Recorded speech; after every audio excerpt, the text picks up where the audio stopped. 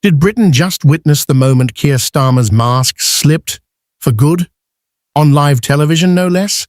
One minute he was lecturing about green policies and fairness, and the next he was blinking, sweating, stammering, caught flat-footed by a movement he never saw coming.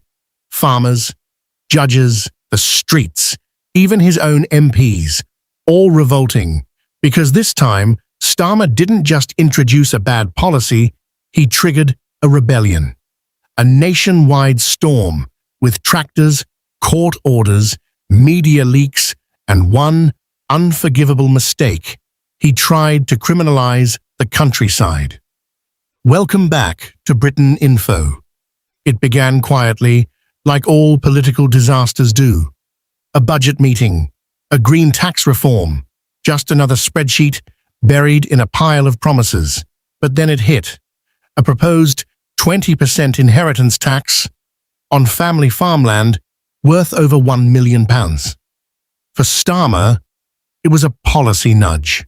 For rural Britain, it was a declaration of war. The land isn't just dirt. It's bloodline, it's legacy, it's survival.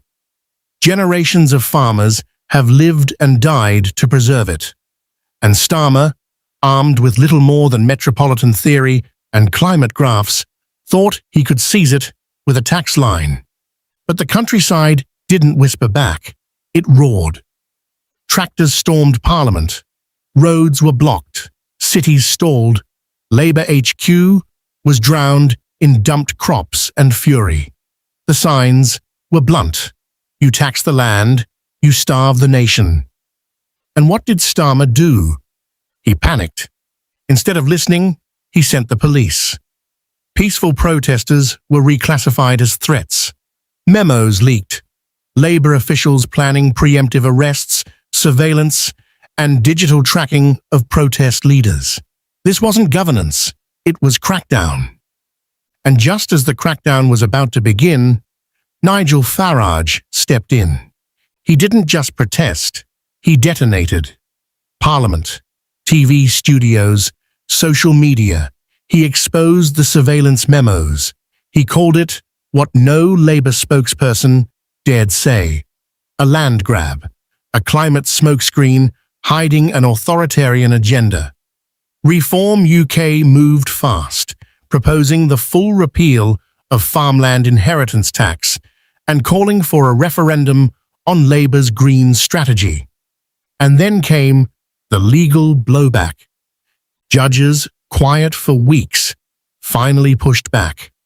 One senior legal figure reportedly warned the arrests would be unconstitutional, that Labour was crossing a legal red line, threatening civil liberties. Internal judiciary memos began circulating. Oversight committees lit up. The word dangerous was used. The phrase abuse of executive power was whispered. Starmer's nightmare wasn't political anymore, it was judicial. And live on television, he lost it. Pressed on the protests, pressed on the memo, pressed on the arrests. Starmer blinked, then snapped. His calm facade crumbled. He blamed extremist rhetoric. He accused farmers of falling for populist manipulation. But the public saw what really happened. The leader of Labour, cornered, exposed, and unraveling. Even Labour insiders began to defect.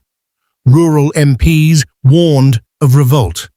Young staffers leaked screenshots. One aide told the press, "We're losing the countryside, and we deserve it." The green agenda, once a crown jewel, was now a burning wreckage. Farage's voice thundered across the airwaves. This isn't climate justice, this is class warfare. And people believed him, because Farage didn't just expose the policy, he gave it a name. Economic cleansing. A purge of the independent, land-owning class. A war on self-reliance. This wasn't about numbers. It was about values. Who controls the land? Who defines progress? And who decides what rights we surrender for a so-called greener future? As Labour reeled, Reform UK surged, donations spiked, polls shifted, and Starmer, once confident, commanding, now looked lost. Courts intervened. Police tactics were scaled back, surveillance orders withdrawn. This was today's important update. We want to make it clear that our videos do not contain any kind of misinformation. Our only goal is to deliver true and verified news to you.